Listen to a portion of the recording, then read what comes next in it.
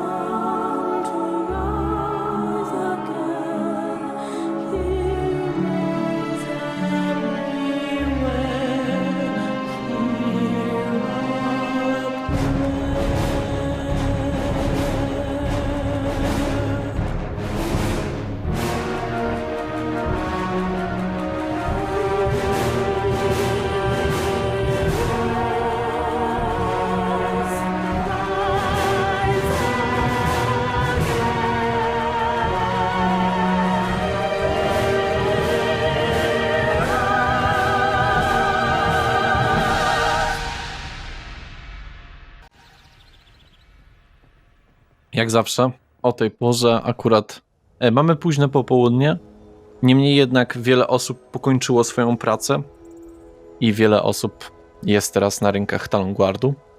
W lewej części miasta, nadal w obrębie pierwszym, 2 osoby chciały odwiedzić Zieloną Wróżkę. Tak, no, Ukaru i Lloyd idą do tego sklepu z artefaktami. Gdzie Letodus skupywał rzekomo artefakty, żeby sprzedać monetę. Dobrze. Otwieracie drzwi, wchodzicie do środka. Podobny zapach. Niewiele się zmieniło tutaj w ułożeniu tego. Nadal drewniana figura węża zawisa nad futryną od wewnętrznej strony tego sklepu. Po lewej gabloty, po prawej gabloty, naprzeciwko mała, ciasna lada, za którą Letodus się znajduje. I faktycznie dzisiaj również jest. Dzień dobry. Dzień dobry. Witajcie. Mamy coś naprawdę specjalnego. Coś specjalnego. A cóż to takiego? Wyjmuję monetę i jeszcze tak przykrywając ręką kładę ją na ladzie. Później odkrywam tak. Się zbliżam do niego. Sięga po jakieś takie szkło, które jest zamknięte w drewnianej obręczy z uchwytem. Przygląda się temu. Zyskrobuje delikatnie warstwę zieleni tych glonów po prostu, które prawdopodobnie były w jeziorze. Przygląda się. Nigdy czegoś takiego nie widziałem. W pozytywnym? Paru miał nadzieję usłyszeć co innego. W pozytywnym? Nie. W neutralnym. Cóż to jest? To jest moneta pochodząca z samej Shantiri. Miasta, które przed wiekami było jedynym na kontynencie. Wiem co do Shantiri. Ale wiele monet się chyba nie ostało. Nie jestem numizmatą. Czy zna kogoś, kto mógłby to wycenić? Trzymam blisko osoby, które są w stanie to robić. Wspaniale. I że są gdzieś tutaj. Skoro blisko. Ile byście chcieli za coś takiego? Ukharu patrzy na Lloyda. Moneta jest wyjątkowa w swoim rodzaju. Sami do końca nie byliśmy przekonani o jej wartości. Jednak taki rzadki, Kiwa, zakłada, splata ręce. 600 sztuk złota. Mhm. Co powiecie na 30? 30. Tak zaczynam jakby próbować złapać tą monetę i ją tak powoli zacząć ją chować. Bardzo niska cena. Ukharu dał więcej za włócznie. Muszę ją odsprzedać z zyskiem. Dla mnie wielkiego użytku nie ma. Nie chodzi o użytek.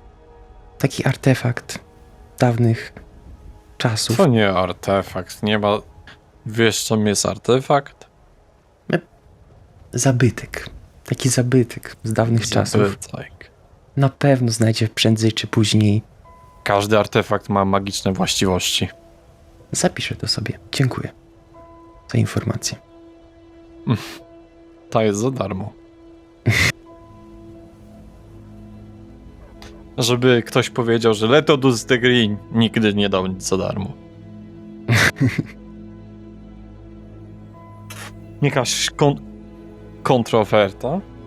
Patrzę na niego i chciałbym zrozumieć, czy on się z nami bawi jako taki sklepikarz, czy on serio niezbyt... Czy on naprawdę uważa, że to jest takie mało wartościowe? Dobrze. Rzuć proszę na intuicję. Panie Letodusie, na pewno 9. Ciężko ci to ocenić. Nie znasz tej osoby za bardzo i z sklepikarzami takimi nie miałeś zbyt dużo do czynienia, więc nieznana jest odpowiedź. pana w sklepie może przeleżeć naprawdę długo, aż wreszcie się znajdzie. My potrzebujemy pieniędzy szybciej. Potrzebujemy szybszego zysku. Jaka kontroferta? 470. 50. Zaczyna się poczuwać trochę obrażony tymi ofertami. To jest tylko dla kolekcjonera. Najwidoczniej Lotodus nie jest w takim razie kolekcjonerem. Ja skupuję i znam artefakty. Ale jak powiedziałem, nie jestem numizmatą. A czy na przykład jak taki kolekcjoner przyjdzie do sklepu i zobaczy taką monetę, będzie chciał dać dużo. A tak to przyjdzie, monety nie ma i wyjdzie. Moneta jest mała. Można na pewno się zmieści w magazynie. Może przeleżeć naprawdę długo na odpowiedniego kupca. Albo na wystawie. Ale ciężko znaleźć kupca na coś takiego, sami nie wiecie. Prowadziliście kiedyś sklep? Przydawało się to i owo. Teoretycznie Ukharu pomagał w sklepie. Pomoc za zarządzanie to dwie różne rzeczy. Rzućcie proszę... Lloydzie, na perswazję. Okej. A Ukharu nie? Nie, Ukharu nie. I'm sorry. Dla ciebie kostki tak są przeklęte, to po co rzucać? też 2 do perswazji. 13. No, myślę, że mogę zaoferować wam z takim sporym zapasem 80 sztuk złota. Tak Lloyd się zastanawia przez chwilę. Ukharu też udaje, że się zastanawia. Zaokrąglimy to do 100. Powiedziałem, że to Do 90. moje ostatnie. A 80 i na miarę do numizmatyka. Nie. A po prostu 80. 80 brzmi w porządku. Mam nadzieję, że nie stracę na tej transakcji. My też mamy nadzieję. Wyjmuję znowu monetę z torby i mu podaję. Przesuwam w jego stronę na blacie. Się przygląda jej. Patrzy na jej brzegi. Bierze taki bardzo mały skalpelek i zdrapuje brzegi. Mhm. Pytanie, dosyć abstrakcyjne, ale zadam. Czy którekolwiek z was ma na sobie rękawiczki? Moment. Ja mam, tak. Ja niestety nie. Metalowe. Że takie metalowe, no. W cudzysłowie. Metalowymi kawałkami. Zdejmij rękawicę. Dlaczego Haru miałby zdjąć rękawicę? Każdy w rękawicach jest podejrzany. Dobra, to zdejmuję jedną. Drugą też. Przekłada monetę w palcach. Drugą.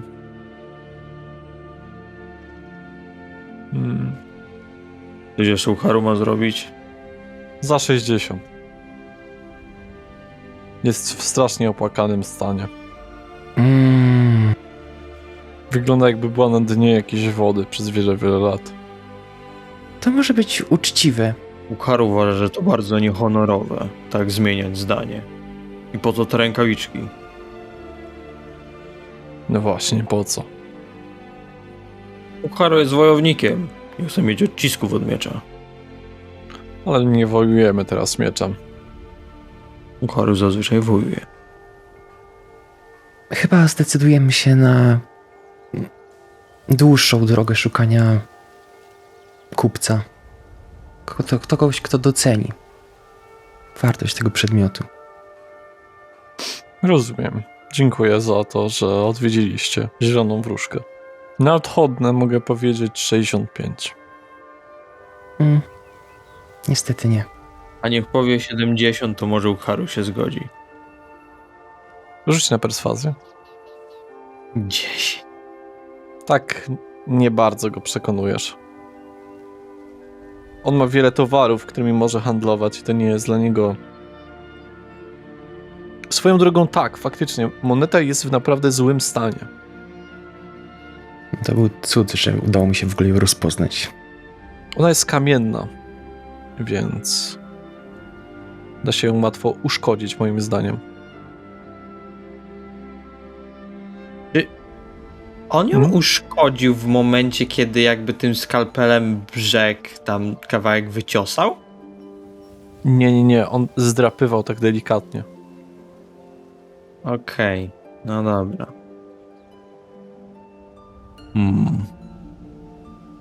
A po co ork Jestem Letodus Degree. Letodus używał tego małego sztyletu przy tej monecie? Po to, żeby zdrapać ten naród. Ewidentnie z jakichś glonów. Mógłby zrobić to palcem. Żebym sobie zabrudził. Harumat, który przewraca oczami. Nie każdy, kto się wywodzi z Ranaru, nie myje rąk. Nie sugerowaliśmy tego. Haru tego nie sugerował. I zakładam rękawice, zasłaniając moje brudne paznokcie. No on ma ładne, zadbane te paznokcie. No jeszcze ten wąs.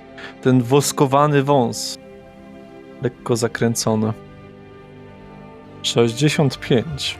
Myślę, że to wystarczy na sporo strawy i parę dni na rozrywkach. Patrzę się na Lloyda. Kręcę głową. Spróbujemy gdzie indziej. Zatem życzę wam szczęścia. Dziękujemy. Żegnajcie. Do widzenia. Żegnam. Wychodzę. No dobrze. Rozumiem, że Lloyd wziął tą monetę, tak? Tak. Dobra. Tak. Oczywiście. No dobrze, przejdziemy do pozostałej dwójki, do Nel i Ruvena. Co wy robicie? Ja prowadziłem Nel do starszego pana, który tydzień temu zrobił mi dużą torbę. Okej. A, witam. Dzień Cóż dobry. mogę dla państwa zrobić? Dzień dobry. Właściwie kolega przyprowadził mnie tutaj, ponieważ zobaczyłam, że uszył mu pan tą świetną torbę. A, to faktycznie, tak. Chciałabym sobie zamówić podobną. Dobrze, a z jakiego materiału będzie? Ze skóry, czy może z jakiegoś... A ze skóry ile by kosztowała? A taka z klapką, czy taka... Klapką. 12 sztuk złota. Brzmi rozsądnie. No przecież zdzierać nie będę. Nie no, Sama Nawet- skóra kosztuje. prawda. I wyciągam z sakiewki 12 sztuk złota. Przeliczam jeszcze raz, podaję mu. Mhm. A to nie trzeba teraz. Można jak przy odbiorze. No chociaż połowę zapłacę teraz. Jeżeli panienka nalega, proszę bardzo. Płacę mu połowę w takim razie. No dobrze. A dla pana? Dla mnie nic. Jak torba? O, sprawia się wyśmienicie. Jest świetna. Nie uciera, nosi się wygodnie, więc nie narzekam. Ja przyszedłem tylko koleżankę przyprowadzić. Potakuję. O, jesteście państwo bardzo ciekawi. No dobrze. Ja jeszcze tutaj buty muszę, polewki doszyć. O, Będę się buty. zabierać. Tak. Ej, jeżeli państwo jesteście zainteresowani, to tutaj na ścianie jest cała gama. No i faktycznie są buty do pracy, buty bardziej eleganckie, salonowe można by powiedzieć niektóre. Z obcasem, płaskie. Do konia nawet są. Do jazdy konnej może raczej powinienem powiedzieć. Myślę, że powinniśmy tu przyprowadzić w takim razie naszego kolegę. tak. Zdecydowanie Lloyd będzie musiał tutaj zawitać. Będzie zadowolony. Dobrze, to w takim razie za ile mniej więcej mogłabym się spodziewać odbioru? Oj, myślę, że jutro. Muszę przyznać, zależy mi troszeczkę na czasie. Rozumiem. Postaram się na jutro, na poranek. Dobrze, niech tak będzie zatem. Dziękuję bardzo i miłego dnia. Dziękuję również, dziękuję. Dziękujemy panu, do widzenia. Nie wychodzicie. No i widzicie tak naprawdę, że oni też wyszli z Zielonej Wróżki. No, i jak wam poszło? Udało się sprzedać? Nijak. Musimy znaleźć kogoś o nazwie numizmatyk. Lloydowi jest troszeczkę ciężko chodzić po tych kamykach, są trochę ostre i no tam kamyczki, no wiadomo, no. Bez butów ciężko. Może kupiłbyś sobie... Obuwie. Jasne, ale muszę znaleźć jakiś sklep, w którym sprzedają. Ten przemiły pan wskazuje palcem za plecy. Szyje i sprzedaje buty. Wspaniale. To jest w pomieszczeniu oczywiście, nie? To jest w domku. Byliście. Tak, ja po prostu wskazałam palcem na domek. Korzystam, to wchodzę. I wchodzę. Dzień dobry. Dzień dobry. Oj, chyba wiem, po co pan tu przyszedł. Chyba nie po zasłony do domu. Chyba nie. Potrzebuję butów. A dobrze. Wygodnych do chodzenia. A to są takie do latania? Chociaż Nie, podobno widzę. są mity o uskrzydlonych butach. No to nie słyszałem. co anioły podarowały. Tak, tak, Mm. kiedyś słyszałem o tym.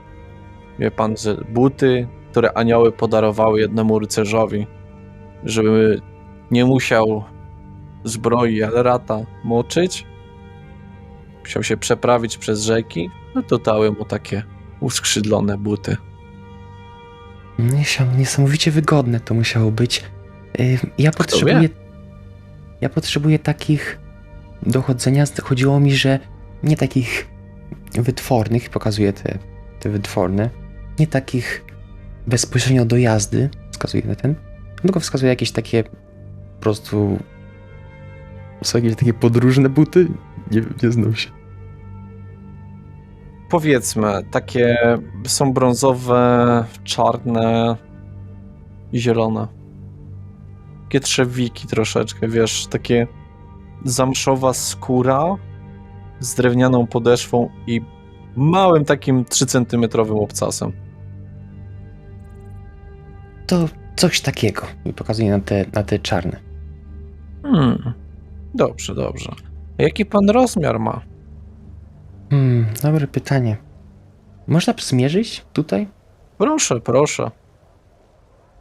Wyjmuję taką drewnianą linijkę. Pan pokaże tą stópkę. Tutaj płasko.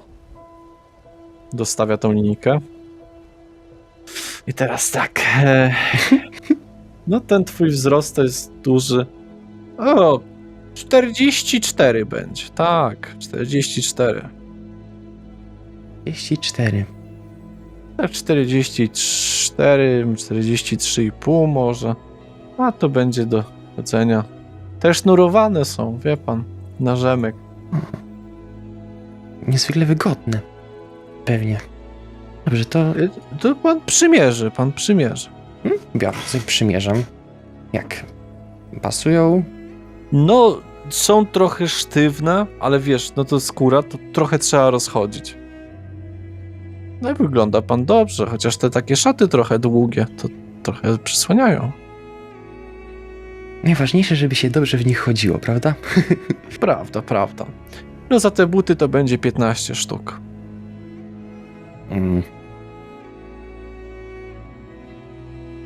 Niezręczna sprawa. Tak? Muszę pożyczyć 4 sztuki od przyjaciółki. Dobrze, dobrze, dobrze. Ja tu będę. Dobrze. To zdejmuję te buty. Odłożyć je? Tak, poproszę, za chwilę tu będę. Na pewno? Na pewno. Dobrze, dobrze. Jakby pan nie był zdecydowany, to nie ma problemu. Jestem zdecydowany. Dobrze. Zapraszam zatem.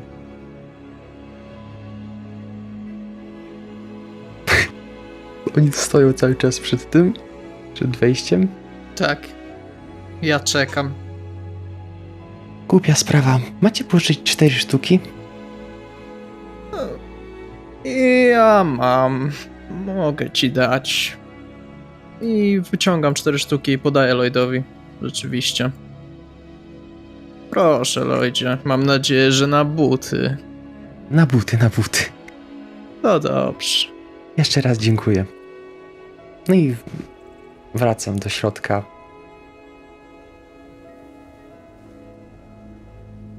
O, już pan. No dobrze. Tak, już mam, proszę tutaj. Płacę 15 sztuk. Dziękuję bardzo. I niech pan przechodzi w miejsce, gdzieś serce wskaże w tych butach. Dziękuję. Nowy rozdział w historii tych butów. Nakładam i wychodzę. No, to kupiłem nowe buty. No, wygodniej oczywiście niż na bosaka, prawda?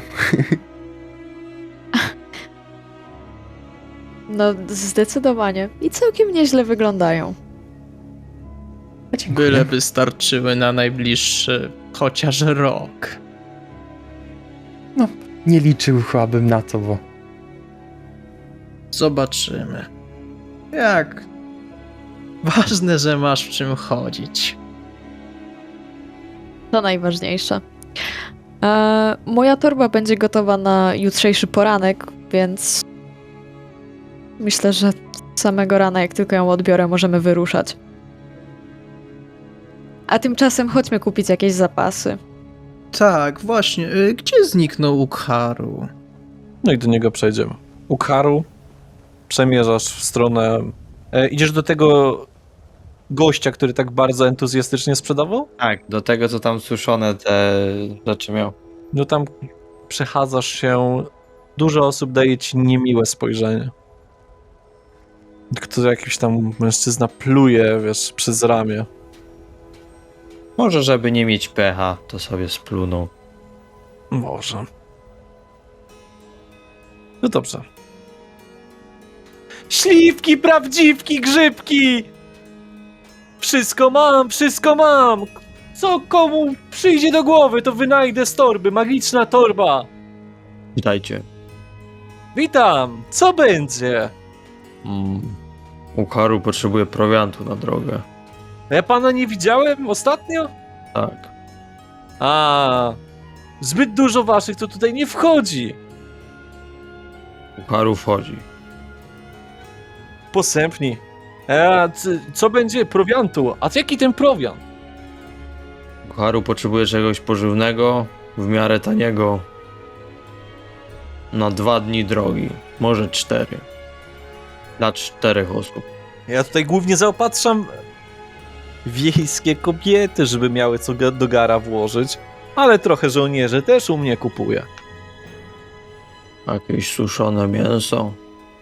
Suszone mięso? Suszone to może nie, ale kiełbasę mam jeszcze dobrą. Boczek mam. Jedną drogę będzie dobra. Ile za jedno pento? Za jedno pęto? Sztuka złota. Jedno pento, czyli rozumiem, że taka jedna po prostu... Tak, tak. Taka mała, jakby- duża ona jest? Spora. Myślę, że tak z pół kilo wychodzi tego mięsa, nie? Jakby taka kiełbaska połączona z drugą. Wielicie, prawda? Ale to takie pęto takiemu mężczyźnie nie starczy. To Nie, Ukharu myśli ile? 6. no, coś się znajdzie się. Żona dymiła te kiełbasy. To Ukharu poprosi 6 takich. Coś będzie jeszcze dla ciebie? Mm, Groźny kolego? Chleba nie sprzedaje. Nie. Trzeba do piekarza. Do Marleny. To jak na razie chyba wszystko. No to 6 będzie. No to daję mu 6 sztuk złota. No dobrze. Reszta dochodzi już do ciebie? Ukharu nie ma dużej torby. I wręczam to Lloydowi. Dzięki. I chowam. 6 sztuk. Widzę, Ukharu, kupiłeś swoją ulubioną dietę tylko. Ukharu nie zamierza znowu jeść jakiejś sałaty albo suróweczek.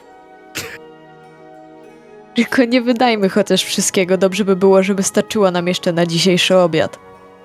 I żeby się mieć gdzie przespać, jak już dojedziemy. W tawernie się spało za darmo, z tego co pamiętam. No tak, ale mam na myśli już w mieście krasnoludów. Nie, no to tak, to macie rację. No, mi po moim zakupie zostało 12,5 sztuki złota. Ukharu ma jeszcze 12. Ja jestem całkowicie spłukany. Podchodzi ktoś do Lloyda. Widzisz mężczyznę w białych szatach ze złotymi zdobieniami. Bracie, idziesz ze mną na psalmy? Wydaje mi się, że to zawsze jakaś pomyłka. No ale jak to mamy psalmy? Tak, rozumiem, że jesteś wyznawcą Elrata.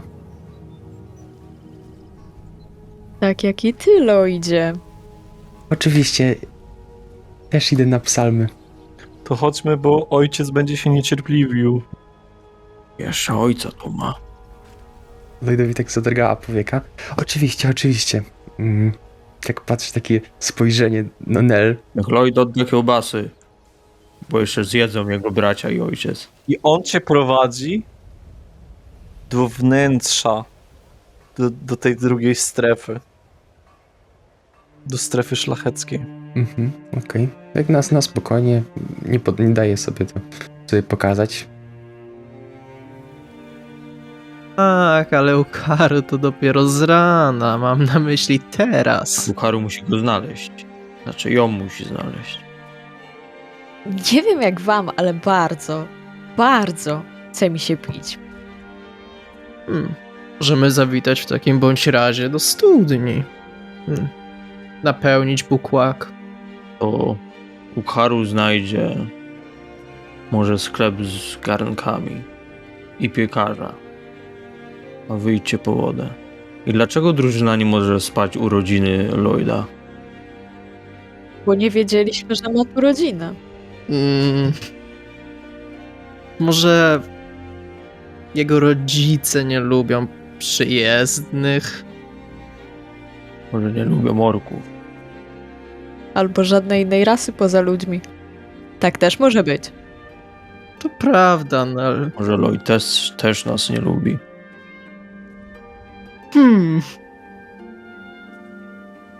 Pomógł ci zasklepić rany, więc chyba nie jest aż tak źle.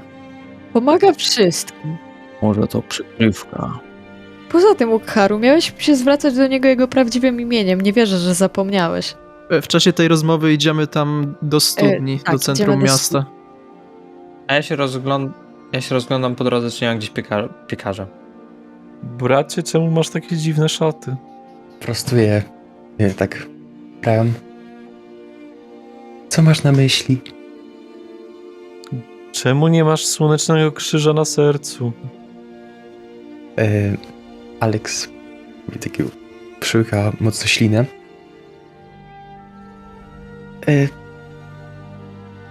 Nie wiem. Wiesz co, ja muszę na chwilę jeszcze, zanim pójdziemy na psalmy, muszę na chwilę odejść jeszcze. Dosłownie. Na chwilę. Ale to szybko. Zaraz wrócę. Ale to szybko, mamy święcenia. Będzie dzisiaj ślub. Nie można tego pominąć. O której? Za 10 minut. To może poczekać. Ślub jest ważniejszy znacznie. Będzie pasowanie rycerzy z księstwa Jelenia. Lloyd znowu przełyka ślinę. Zapomniałem totalnie. Muszę po coś się wrócić. Skoro jest pasowanie. Roztrzepany strasznie jestem. Bracie, czemu nie mówisz takim głosem jak ja? Ojciec nas uczył, byśmy mówili w ten sposób. Dobrze, oczywiście, bracie. Zatem idź w pokoju. Pokój z tobą i niech Elrad nam błogosławi. I odchodzi. Idę prosto do banku. Ale tak ci dam tylko powiedzieć. Strefa szlachecka jest przepiękna. Wiele domów jest trzypiętrowych. Wszędzie są kwiaty, pomniki aniołów, pomniki gryfów, fontanny. No to tak bardziej powoli idę i się po prostu patrzę na tą architekturę podziwem. Ale też nie staram się nie wyglądać na osobę, która nie pasuje, tutaj przyszła. I tak jakby to widziała pierwszy raz wszystko. Mhm. No dobrze. Wracając do waszej trójki. Wiesz, ja użyję telepatii, Dobrze. żeby skontaktować się z Nel. Dobrze. Opisać ci, jakie to jest uczucie, czy chcesz sam? Za pomocą swojego umysłu sięgam szukając swojej towarzyszki, no, swojej przyjaciółki, swojej osoby z drużyny i próbuję ją... Czy na takim dystansie muszę próbować jeszcze rzucić, czy... Nie. Okej. I jak znajduję, to po prostu na początku to zwykłe takie: cześć, tu Alex. Nel, czujesz się dziwnie? Czujesz, jakby twoje myśli zmieniły kompletnie głos i były znacznie głośniejsze. To jest nieprzyjemne uczucie. Zaczynam się rozglądać dookoła siebie. Wszystko w porządku, Nel?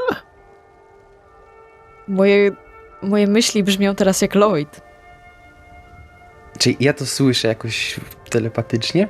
W sensie to, co ona powiedziała, czy... Czuję się dziwnie. Może wdarł ci się do głowy. Powiedział cześć tu Alex. Jeżeli Taki tak. Alex. No Lloyd to Alex.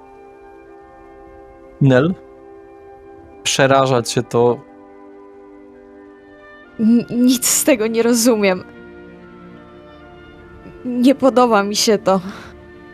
Mamy słoneczny dzień? Dosyć. Może Nel ma udar słoneczny. Nie, to chyba nie to. Niech spróbuje pomyśleć jakąś odpowiedź. Niech na przykład zada pytanie, kto nazywa go Oseskiem. Ale zaczyna myśleć, czy jesteś Oseskiem? Ale bardzo, bardzo trudno jej się skupić na tym. Nie podoba jej się to, co się dzieje. Tylko Ukharu mnie tak nazywa. Sorry, że tak... Przepraszam, że tak w nagły sposób. Chciałem tylko przekazać, że jestem teraz w tej strefie bogatszej. Wyjdź z mojej I- głowy. Mówisz to na głos, czy myślisz? Mówię na głos. Ukharu może spróbować wyciągnąć. Nie. Lloyd, ty słyszysz tylko to, co ona pomyśli w tym momencie, ale nie słyszysz tego, co wypowiada na głos. Dobrze, rozumiem. Może lepiej nie próbuj Ukharu, Ukharu widział szamanów, którzy wypuszczali złe duchy z głowy. ale... Jeżeli to zadziała, to spróbuj. Wyciągam młotek i gwóźdź z mojej torby. Nie. To cały czas, skoro nie słyszałem jej odpowiedzi, to cały czas mówię: jestem w tej sferze bogatszej, więc może mi trochę nie być. Prawie mnie kapłani. Ja tak kładę rękę na ręce Ukharu z młotkiem. Poczekaj. Teraz próbuję to pomyśleć. Wyjdź z mojej głowy. Przerywam. Czy już czuję się normalniej? Przerażająca jest myśl, że ktoś mógłby kontrolować twój umysł. Szczególnie po ostatniej sytuacji, w której to Nel przerwała cały ten obrzęd z druidem. Wizja tego, że ktoś mógłby kontrolować twój umysł, jest niesamowicie przerażająca. Widzicie, jak Nel zalewa zimny pot po części. Jak zaczyna drżeć i mowa staje się niewyraźna. Nie podoba mi się. Nie podoba mi się to. Ukharu mówił, udar słoneczny. Trzeba zabrać do Cyrulika. Może I dać najlepiej... wody. Właśnie, dać wody. To chyba pierwsze. Czy widzimy już tą studię gdzieś? Studnie? Tak. Szliśmy do studni. Nie. A ja tak biorę pod ramię Wendy, żeby jakoś sobie Ale piekarza. Kogo? Wendy! Wendy, co ty robisz? Wendy, to ja twój brat! Zapraszamy bardzo serdecznie. Warsaw by Night. Też fantastyczna kampania.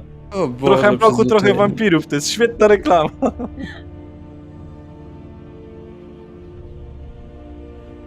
Ukharu bierze Nel pod rękę, tak, żeby ją jakoś asekurować. W sensie, czy Nel chodzi tak normalnie, czy rzeczywiście jest taka osłabiona już też nawet fizycznie? Ewidentnie ma lęk przed tym. Taki podobny jak ty masz Przed kurami. przed drobiem. Czyli niewytłumaczalny lęk po prostu. Fobia. Fobia. Ukharu. Trzeba znaleźć wodę. Co jeżeli Lloyd czyta nam w myślach? Ukharu mówił. Jest za młody, żeby wiedzieć takie rzeczy. Był w mojej głowie, jestem tego prawie pewna. Nie podoba mi się to. Co jeśli może kontrolować moje myśli? Co jeżeli to on rzucił na mnie wtedy ten czar?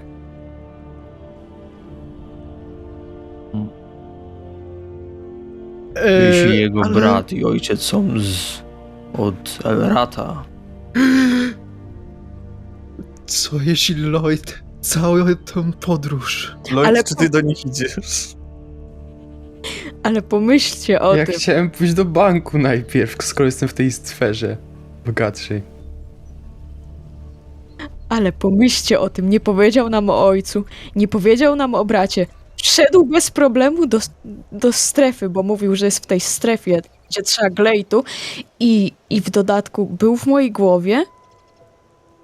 I to jeśli Nel- oszukał nas z imieniem nawet.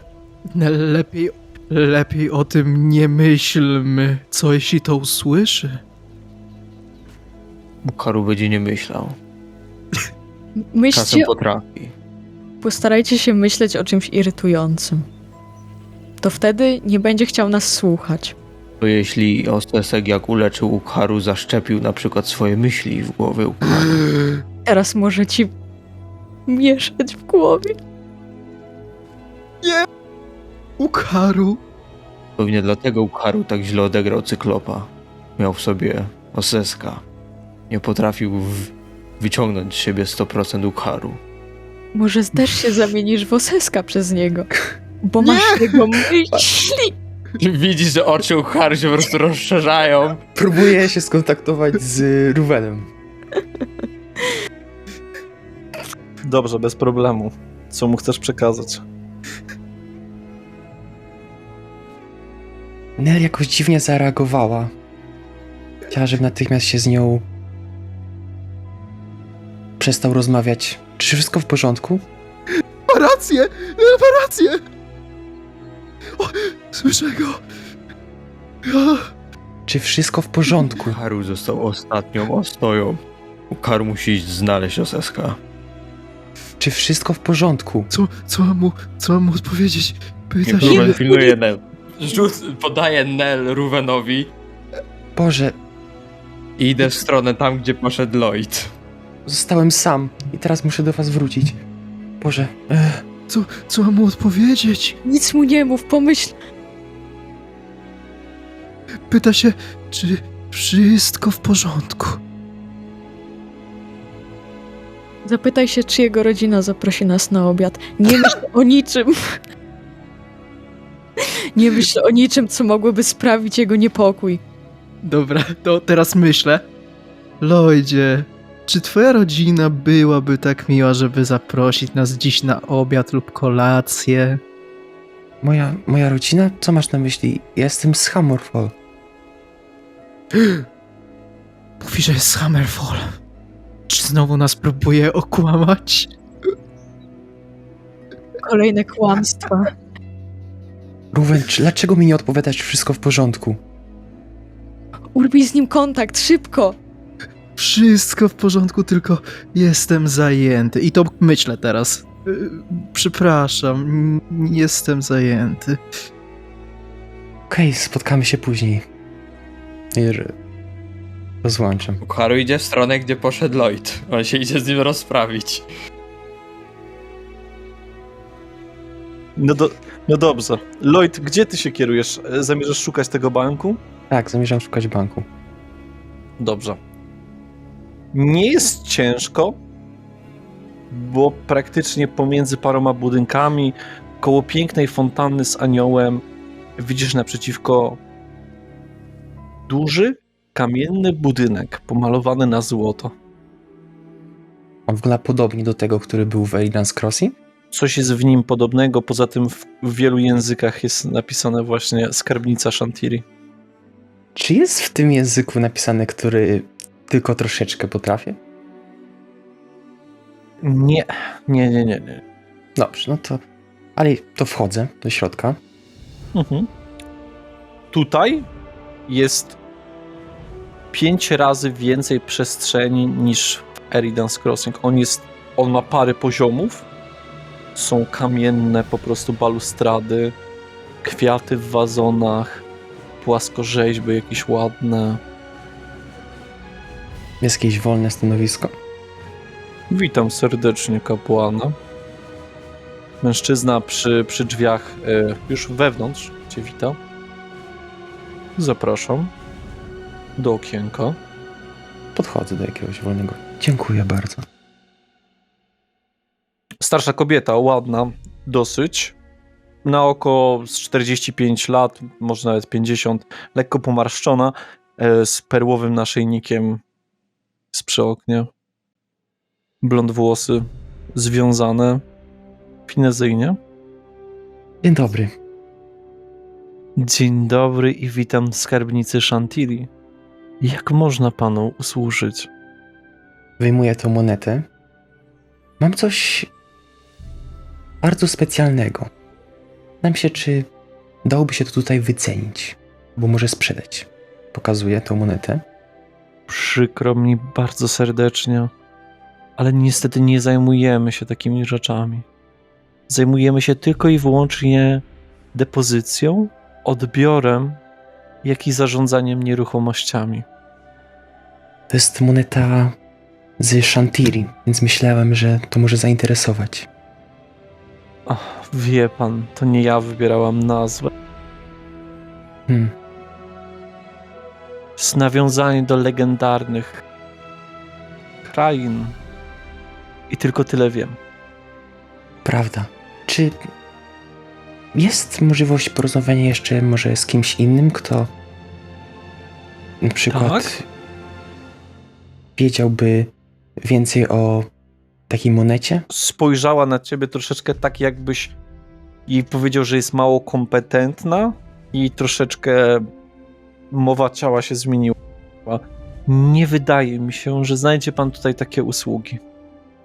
Jeżeli pan potrzebuje takich rzeczy, należy się udać do numizmatyków. Rozumiem. Nie chciałem sugerować, że tutaj takie osoby powinny mieć takie kompetencje. Bardzo miła, zdecydowanie usługa jest tutaj, muszę przyznać. Przepraszam, ostatnie pytanie. Czy jest możliwość odebrania pieniędzy od mojego przyjaciela? Z pana przyjaciela? Z konta mojego przyjaciela? A, z jego skarbów. Tak. A czy jest pan upoważniony? No niestety chyba raczej nie, więc to samo sobie odpowiada.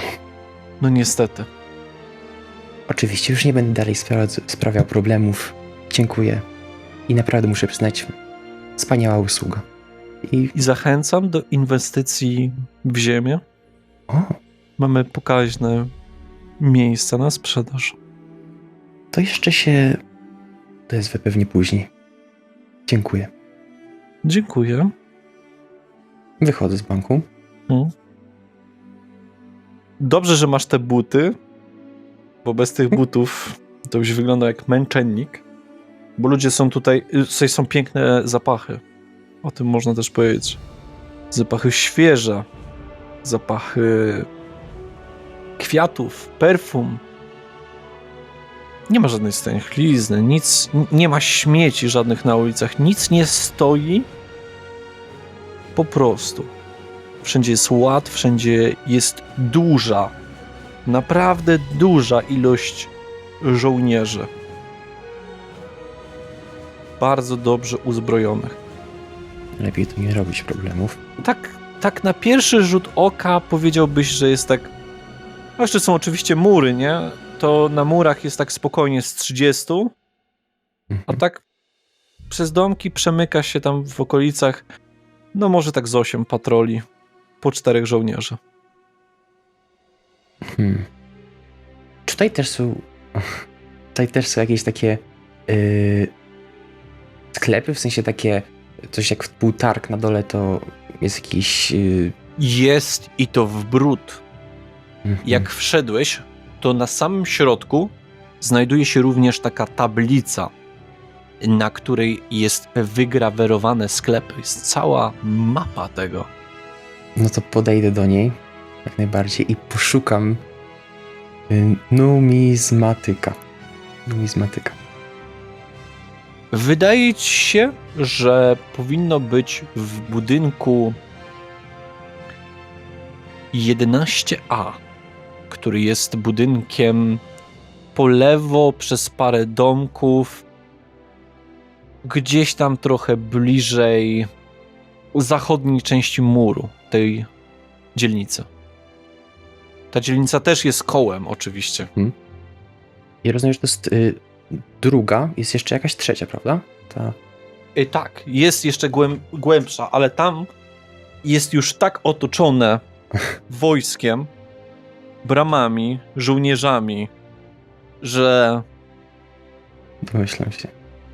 to miasto jest naprawdę spore. Tu już nie patrząc na resztę tych sklepów, skoro znalazłem miejsce, gdzie mógłby być, idę tam prosto. Dobrze. Przechadzasz się, każdy skina ci głową, jest bardzo duża kultura. Widzisz, że tu są tylko ludzie.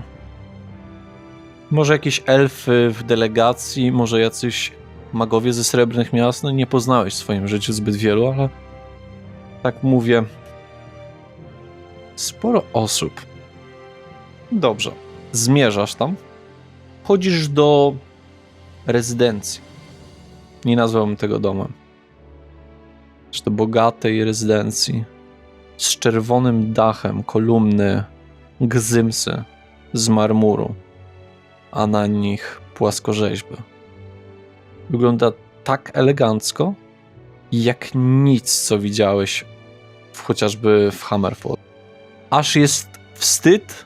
Czujesz taki lekki wstyd za brudne szaty, za te torby, za ten... Niemniej jednak zmierzasz tam. Dwóch mężczyzn skina ci głową, otwierają ci drzwi przed tobą, wpuszczają cię do środka. Kiwam jednemu i drugiemu głową, wchodzę do środka. Jak jest w środku? W środku Mhm. na posadzce są jakieś obrazy historyczne. Tak samo na suficie. Lampy oliwne, otaczające całe pomieszczenie, wiele świec, żyrandole ze świecami. Dużo ułatwień. Toalety. Też marmurowe. Lekko tam są niedomknięte drzwi, więc widać. Pomieszczenie jest duże. Po prawej stronie są schody na górę. Nie widać tam, co tam jest. No, ale widzisz mężczyznę. Starego. O dosyć blond siwych wąsach, tak samo brodzie i włosach. Tylko dłuższych, sięgających może... Jego grzywka sięga mniej więcej do brwi i jego tył jest już krótszy i jego boki. Zapraszam. Już, dzień dobry. Podchodzę do niego. Witam u Złotoustego. Jak mogę kapłanowi pomóc? Mam pewną rzecz, która mogłaby zainteresować. Wyciągam i pokazuję na ręce monetę.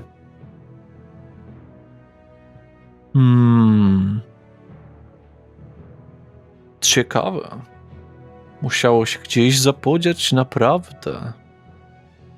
Przez lata. Interesujące. Czy jest pan tutaj o cenę, czy jest tutaj pan na sprzedaż tego? Sprzedałbym. Rozumiem. Jaką kwotę pan oczekuje za ten relikt przeszłości? Bierze takie szkło powiększające, przystawia do oka. Patrzy z każdej strony. Trochę jest troszeczkę uradowany na nią, ale troszeczkę odrzucony jej stanem. Mhm. Wiesz, to po jego mimice.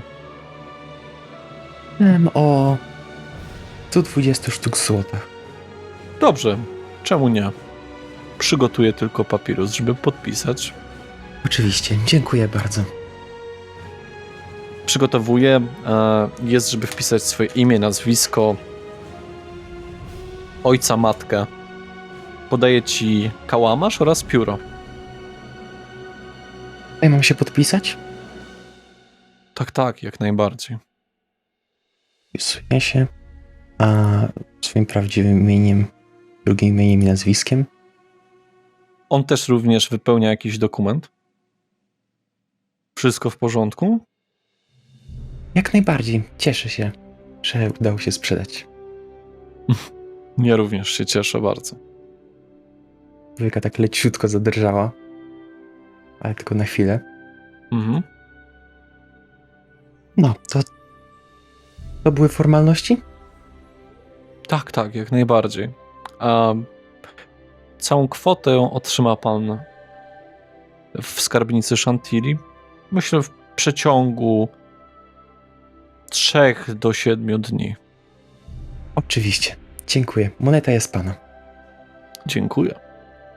Jakby pan miał jeszcze jakieś z różnych czasów, bo monety, wie pan, szanowny kapłan, monety mamy bardzo podobne wszyscy z różnych krain, ale ich oznaczenia ich wyróżniają. Prawda. Niesamowicie jest patrzeć, jak różne rasy, różne rzeczy na swoich monetach dają. Zgadza się. Na każdym tyle monety widać zupełnie inny obraz. Obraz historii. Historia utrwala się w tych środkach płatniczych. Nie będę już dalej przeszkadzał. Drogi kapłan ma na swojej monecie czasy budowy pierwszych golemów Chantilly. Niesamowite, jaki to jest... Jaka to jest data? Och, ciężko powiedzieć. Prawdopodobnie coś musiałbym się dopytać paru historyków, ale na pewno nie mniej niż 1500 lat. Prawdziwy złoty kruk wśród monet. Cieszę się, że mogłem dać uczonemu okazję dowiedzenia się więcej. Ja jestem tylko kolekcjonerem, drogi kapłanie. Niemniej dziękuję bardzo za transakcję. Niech światło Elrata wyznacza drogę. Tobie też. Wychodzisz? Tak. Gdzie idziesz? Wrócę do nich. Czyli wyjdę z części. Mhm. Podchodzi tam ten kapłan Elrata, którego spotkałeś wcześniej. Bracie, już się zaczyna obrząd, musimy iść. Łapie cię pod ramię. Drogi bracie, myślę, że dzisiaj muszę zrezygnować. Ależ czemuż to? Zobacz, jakie mam pobrudzone szaty. Muszę je uprać wcześniej. To z czasów, kiedy kapłanka Anna opuściła, brakuje nam rąk do pracy. Samantha jest nadal chora. Jakiej pracy potrzebujemy? Chrztu. Czy ja na taką wiedzę, jaką mam o religii, wiem, czy jako kapłan aż mógłbym wykonywać chrzest? Rzućmy proszę na religię. Twoja wiedza jest nadal mała, ponieważ jest mało kapłanów Aszy na tym świecie, ale może będziesz wiedział, jak się zaadaptować do sytuacji. 21. 21. Tak, wiesz, że obrządek należy przeprowadzić w sposób wychwalający oczywiście Elrata, dumę, męstwo, chwałę, skupienie na słońcu oczywiście, na sprawiedliwości i honorze. Jak najbardziej wiem, że brakuje nam rąk do pracy. Ale również wiesz, że jeżeli jest dużo osób, to może ci zająć północy.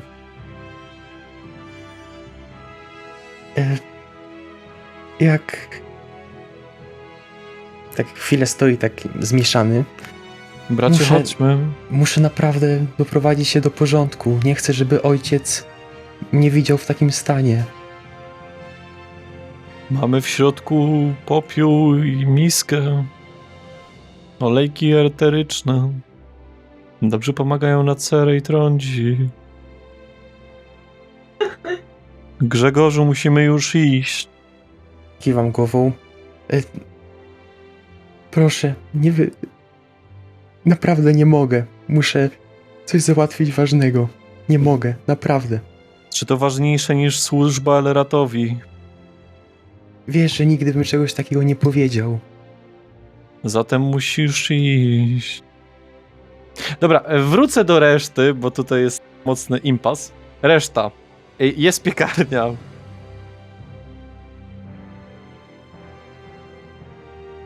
No ja dalej próbuję iść z Nel, trzymając ją jakoś na nogach.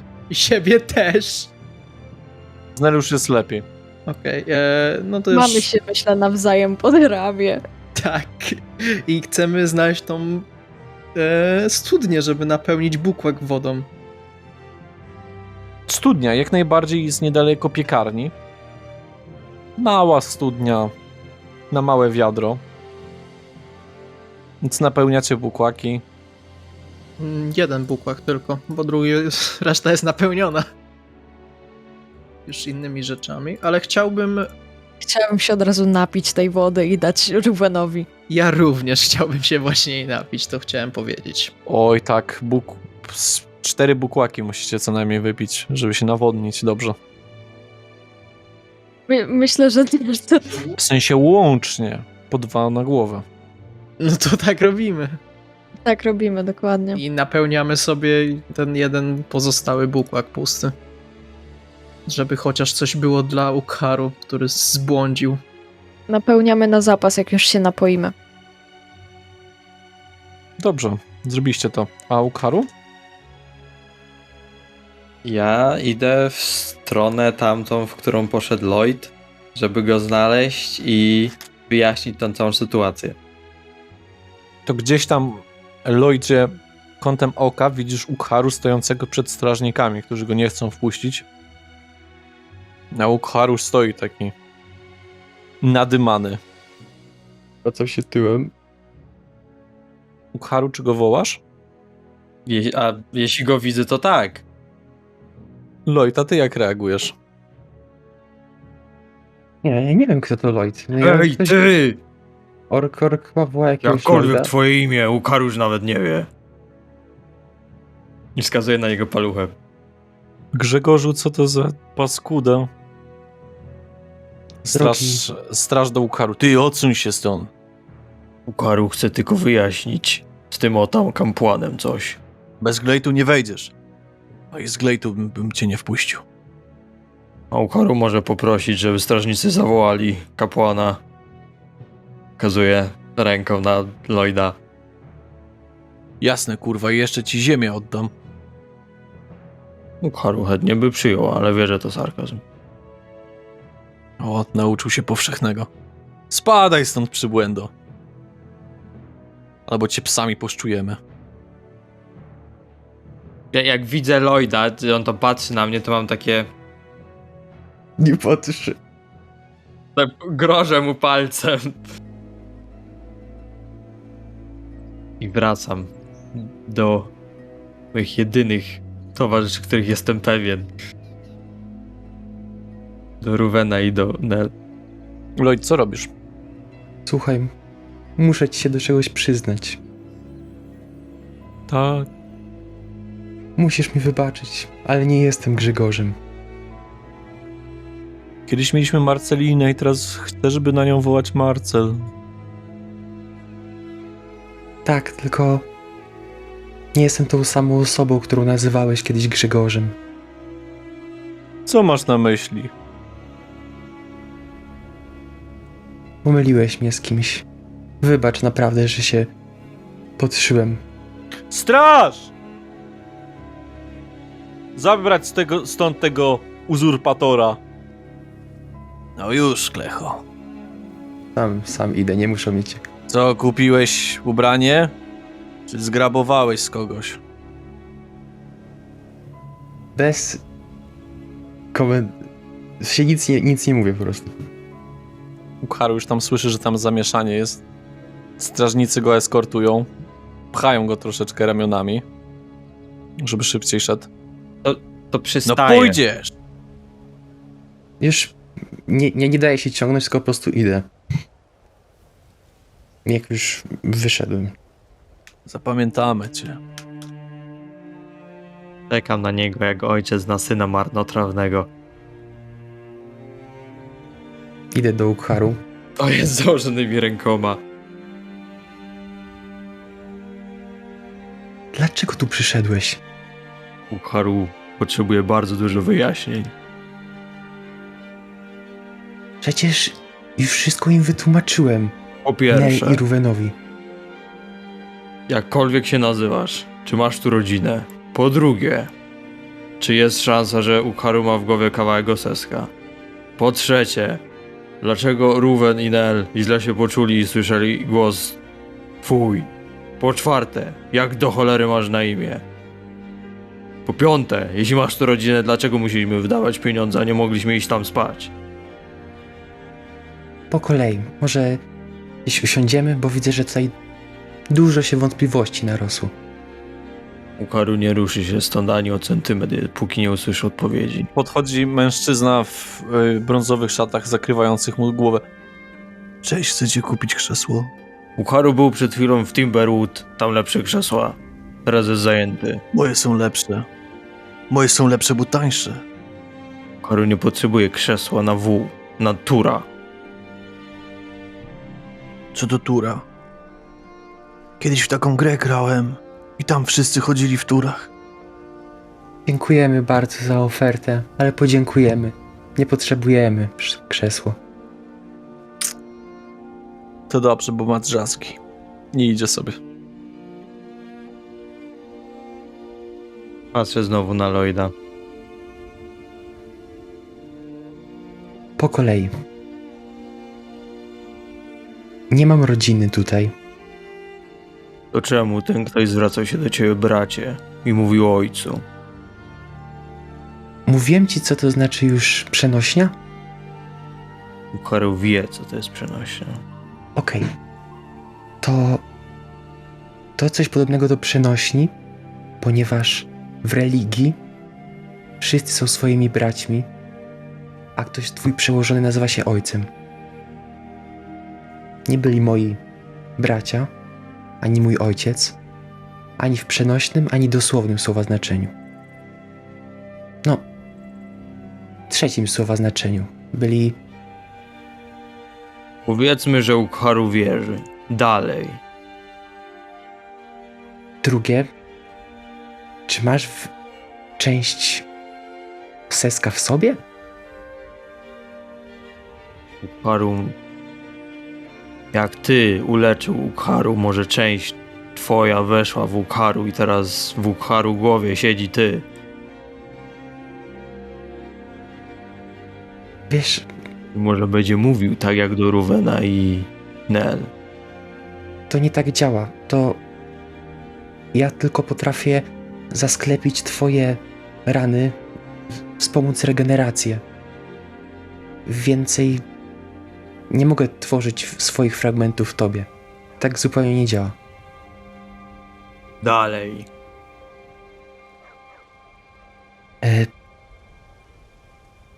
Do Ruvena i Nel oni po prostu usłyszeli to, co ja mówię. Nie było tak, że im wszedłem do umysłu, czy jakieś inne, tylko ja coś mówiłem i mogli to usłyszeć. Dlaczego? Od czasu Timberwood potrafię to robić. Mierzę go cały czas wzrokiem. Od stóp do głów. Dalej. A nazywam się Alex Lloyd Lawrence. Jeśli wystawia rękę, nie podaje mu. Dalej. Co dalej? To już wszystkie. Ukharu mówił 5 pytań. Odpowiedział na 4. W międzyczasie Ruwennel. Na 5 odpowiedziałem razem z pierwszym. Myślę, że my się będziemy kierować żeby ich znaleźć, a jak znajdziemy ich, pójdziemy do karczmy. Nie ciężko jest znaleźć orka ponad 2-metrowego z kapłanem ubranym na biało. To ja tak podchodzę za Lloyda i tak wymownie tuptam trochę nogą i dotykam go palcem w ramię. Niech Ruben poczeka. Ukharu go teraz przesłuchuje. I jak? Tak na razie odpowiedział. Ale Ukharu nie wie, czy mu wierzy. To w takim razie ja mam parę pytań. O, Sesek. Bardzo proszę. Co to było? Dlaczego słyszałam cię w głowie? Za pomocą magii sprawiłem, że potrafisz Prawiłam. Może Osesek jednak kobieta, a nie mężczyzna. przejęzyczenie. Ukharu już teraz niczego nie jest pewien o Osesku. Może nawet nie jest Oseskiem. Że tak trochę przybieram taką defensywną pozycję. Że nie, w sensie taką bardziej, jakbym się tłumaczył bardziej. Nie, nic agresywnego. Nel splata ręce, patrząc na niego dosyć nieufnie. Ruben też tak zamyka swoje ręce przed klatką piersiową. Za pomocą magii sprawiłem, że mogliście mnie usłyszeć. To wszystko. Ja się prostuję. Czyli znasz magię kontroli umysłu. Nie? To jest w pewnym sensie kontrola umysłu. Mogłeś Kontrolujesz, co mogłeś myślimy. wejść mi do mózgu. Nie, potrafiłem tylko sprawić, żebyś usłyszała to, co ja myślę. Nie lubi magów. Chyba wybrałam złą profesję. Kobietami to by było... W każdym razie, skąd mam mieć pewność, że to nie ty odpowiadasz za to, co się ze mną stało wtedy, w rytuale? Po pierwsze, chyba Widzicie Krystynę na zakupach z jakimiś jajkami, sporem, marchewkami. Co jak stoicie? Przesłuchujemy. Dzień dobry, O! pani Krysiu. Mogę posłuchać? Tak, może nawet pani zadać kilka pytań. Przesłuchiwanym jest Osesek. Lloyd. Wiek nieznany. Płeć nieznana. Imię do ustalenia. Przecież I pochodzenie też nieznane. Też nieznane. Hammerfall jest. równie Tak dobrze, może mówić, ale nie mamy na to żadnych dowodów. równie dobrze. Jego rodzice są weterynarzami. Od Krystyna to wie. Właśnie. Się wie, że żyje długo, to się wie. To prawda. To jak się nazywa Osesek? Zjada jakieś ciasteczko. No, tak jak mówił wam. Alex Lloyd Lawrence. Czy wam nie mówił? Mówił. Mówił, a czy... czy umie kontrolować umysł? A umie? Nie potrafię. No i widzicie, nie potrafi. A czemu mamy mu wierzyć? Jeszcze kilkanaście minut temu... No właśnie. Możecie iść do Wiktora, pewnie już ma przygotowane dla was wszystko. Ukharu jeszcze nie kupił chleba. A to już zamknięte zaraz. Ale Będziemy- rano musi kupić, Ja byłam. Rano najlepiej. bo świeża. Zejdźcie z tego przejścia, widzicie, że człowiek chce wjechać z jakimiś towarami. Przesuńcie się. Ukharu powiedział, że nie przesunie się ani o centymetr, póki nie usłyszy odpowiedzi. Przesuń się, Ukharu, bo cię przesunę. Ja się przesuwam w tym momencie. Ja też się przesunę. Chodź, wielki, straszny. No dobra, przesuwam się trochę. Piłam z waszymi podkurhanami wrogów. Ukharu, no przesuwam się trochę. Trochę. Nawet Kuroka poznałam. No, u Haru co do Krystyny nie mam wątpliwości, co do Oseska co innego. No niech Osesek użyje tego czegoś na Krystynie. Nie wiem, czy to jest dobry pomysł. Może Dawaj. wytłumaczę sytuację. Czemu nie jest to dobry pomysł? Boisz się, że pani Krystyna cię ugryzie? Nie boję się. No dobra, no to Wielu próbowało mnie oczarować, ale ja oczarowuję innych swoim wdziękiem. Już tyle lat. dobrze, to spróbuję na pani Krystynie. Dzień dobry. Dzień dobry. W myślach ci odpowiada. O, umiesz telepatię, to dosyć powszechne zaklęcie. Inni uważają, że im się wdarłem do umysłu i ich kontrolowałem. Bo to takie dziwne uczucie. Wiktor na ogół tego używał, jak podróżował z nami. Nigdy nie wiesz, siedzisz sobie, dłubiesz w paluchach i nagle coś ci zaczyna gadać w głowie. Oni to mówili czy myśleli? Myśleli. No, dobra. Ktoś za długo stoją i nic nie mówią. Może toczą bitwę umysłów. Ukaru ma nadzieję, że Krystyna wygra i przejmie ciało Oseska. Myślisz, że to tak działa? Nie wiem. No jak pani słyszał, myślę, że stoję za opętaniem Nel przy ostatnim wypadku. Nel tak wyciąga bukłak z wodą i podsuwa Ukharu. No dobra, to ja idę, bo jeszcze chcę sobie kolację zrobić. Krystyna wygrała. Nie walczyliśmy. Nie, rozmawialiśmy. Mówiliśmy o tańcach. Czaruj się. Między innymi. Wypijam ten bukłak wody. Czyli pani Krystyno, czy Alex mówi prawdę? Kto go tam wie? Ja z nim pogadałam myślami i pomyśleliśmy sobie. Razem. Ale nie jest to forma kontroli umysłu, prawda? Nie. Tak czy inaczej, nie podoba mi się, że słuchasz moich myśli. Ten łeb, puka się pięścią, jest twardszy niż u kozła. Więc wiele na mnie się magia nie zda. Dobrze słyszeć. Ale na tych mężczyzn pamiętam, jak to z tancerkami kabuki, jak byliśmy. O, co to się działo? No, idę. Podchodzę bliżej Nel. Bardzo przepraszam cię za tą sytuację. Zupełnie nie pomyślałem, jak się poczujesz. Zwłaszcza tej ostatniej sytuacji. Przyjmij moje najszczersze przeprosiny. Po prostu nie rób tego więcej. Nie będę. To oznacza, że Osesek może gadać do Ukharu, jak Ukharu jest na wychodku. Mógłbym, ale chyba... Ukharu odradza. Myśli Ukharu są wtedy w bardzo dziwnych zakątkach. Oczywiście. To nie tego służy ta moc. Naprawdę.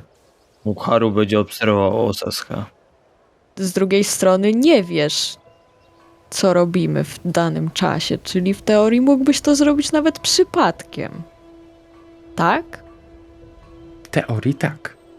Nel też się boi, że jak będzie siedzieć na wychodku, to usłyszy głos Oseska. Oczywiście, że się tego boję. To jest najświętsze miejsce prywatności. Osesek słyszał. Słyszałem... Teraz za każdym razem, jak będzie chciał użyć mocy, powinien zacząć od pytania, czy siedzi na wychodku ktoś. Najlepiej po prostu nie będę tego używał, dopóki nie będziemy mieli pewności, że nikt nie jest wtedy na wychodku. Nigdy nie wiadomo, czy ktoś jest na wychodku, czy nie. A w przypadku Nel w ogóle nie będę tego używał. Może po prostu załóżmy, że jeśli Lloyd użyje tego, kiedy ktoś będzie na wychodku, tej nocy będzie spał w wychodku. Mi to pasuje. W wychodku przynajmniej ciepło. Nie w każdym. I nie w każdym przyjemnie pachnie. Czy Zwłaszcza po Ukharu. u ciebie, Rówenie... Czy u ciebie, Rówenie, też byłoby okej? żeby używać tej mocy? Nie, dobra. Ukharu idzie. Trzeba spać. A kolacja? No właśnie, ja idę najpierw na kolację. Tu mają dobrą karczmę przynajmniej. Idę z tobą, Nel. Ukharu też idzie. To chodźmy. Niech ci będzie, Lloydzie, tylko najlepiej używaj tego, kiedy nie jestem pijany. Lloyd się bucha takim szczerym śmiechem. Oczywiście. To dobrze, że się rozumiemy. Alex, Lloyd, Posesek.